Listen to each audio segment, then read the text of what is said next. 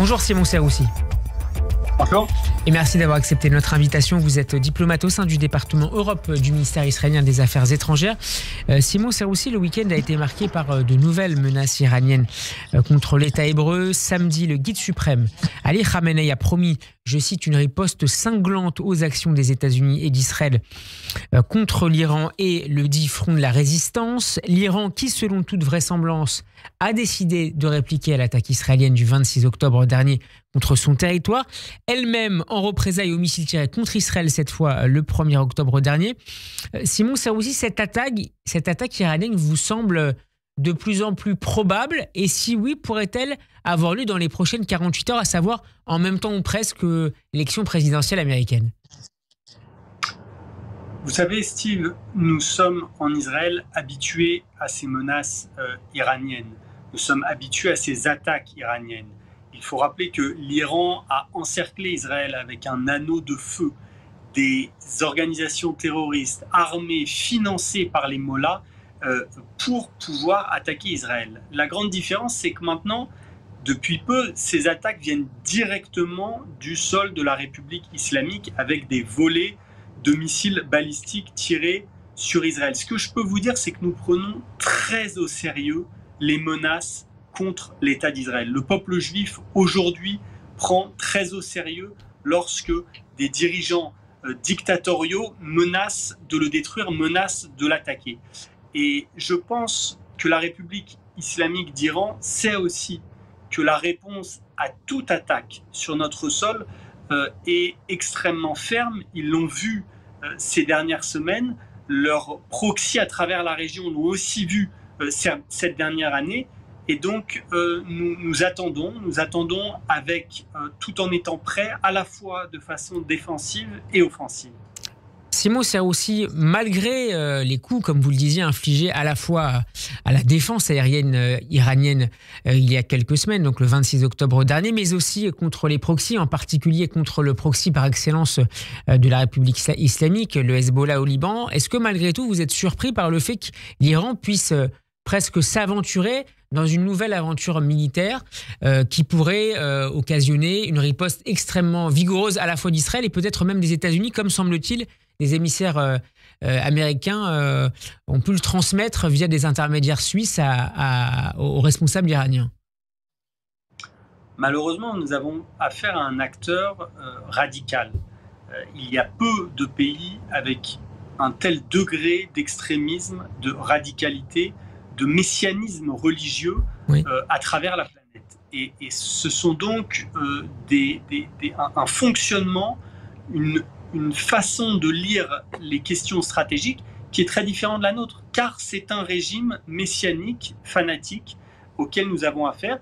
Et donc, nous devons par conséquent prendre énormément de précautions, les prendre énormément au sérieux et faire preuve de fermeté très importante. L'Iran a prouvé par le passé qu'il mettait en application leur idéologie par des actes terroristes à travers le monde que très peu de pays n'ont osé réaliser à travers des attaques directes sur d'autres pays de la région. Et donc, c'est malheureusement à cet acteur que nous avons affaire et nous sommes prêts à tout scénario, y compris des scénarios très compliqués d'attaques massives sur le sol israélien. Comme celui sans doute évoqué par l'édition du jour du Wall Street Journal, l'Iran préparait en effet une riposte dite complexe contre Israël. Autrement dit, l'Iran pourrait utiliser des missiles plus puissants que ceux de moyenne portée qui ont visé Israël le 26 octobre dernier. Quel message chercherait selon vous à envoyer avec une telle attaque complexe donc les responsables iraniens? L'Iran, le régime iranien, il faut rappeler la grande différence entre le régime et la population iranienne. Le régime iranien se considère comme une réelle puissance régionale qui a la capacité et la possibilité de terroriser ses voisins, y compris Israël. Et malheureusement, ils n'ont pas supporté que nous répondions à leurs attaques systématiques, à leurs attaques directes sur notre territoire, et d'où ces menaces que, encore une fois, qui lui permettraient finalement de redorer aussi son blason auprès de ses proxys, mais aussi pour actionner sa dissuasion et sa menace vis-à-vis des Émirats arabes unis, évidemment d'Israël, mais aussi de l'Arabie saoudite. C'est le message qui est envoyé là?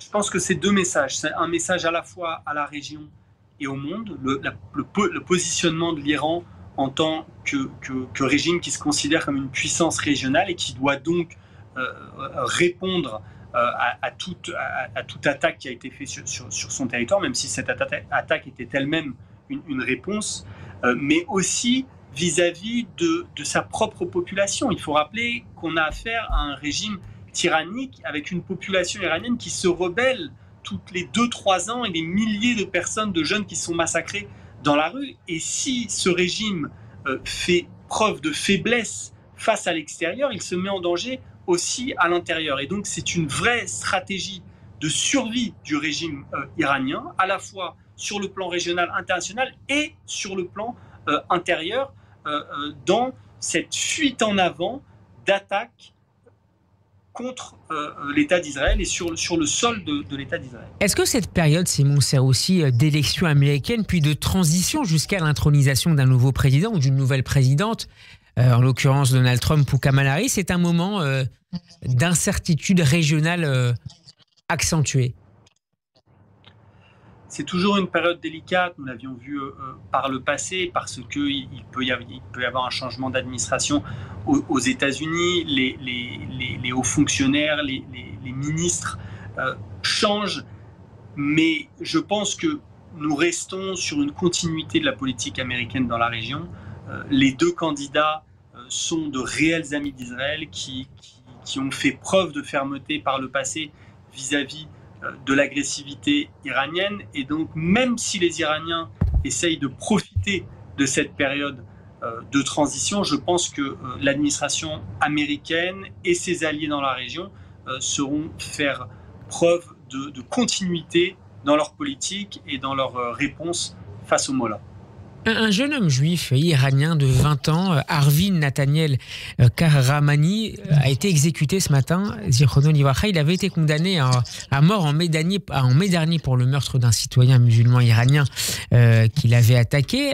Est-ce que les autorités israéliennes ont essayé d'une manière ou d'une autre d'empêcher cette terrible issue, et est-ce que plus largement vous êtes inquiet pour le sort de la communauté juive locale dans ce moment d'escalade entre l'Iran et l'État d'Israël?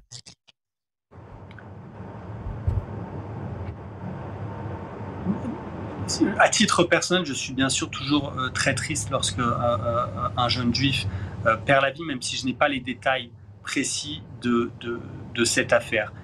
Pour moi, ce que ça illustre, c'est la cruauté de ce régime. Il faut le rappeler, qui est un des régimes qui exécute le plus de ses propres citoyens par habitant.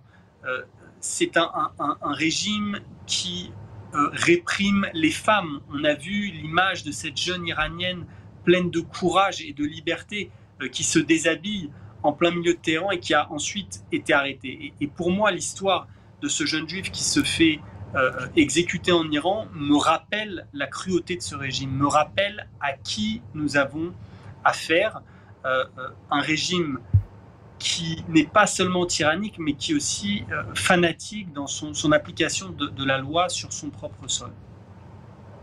Merci beaucoup Simon Saoussi d'avoir été avec nous cet après-midi. Je rappelle que vous êtes diplomate israélien au sein du département Europe du ministère israélien des Affaires étrangères. On peut réécouter cet échange notamment en vidéo sur notre chaîne YouTube. Bon après-midi à vous. Merci.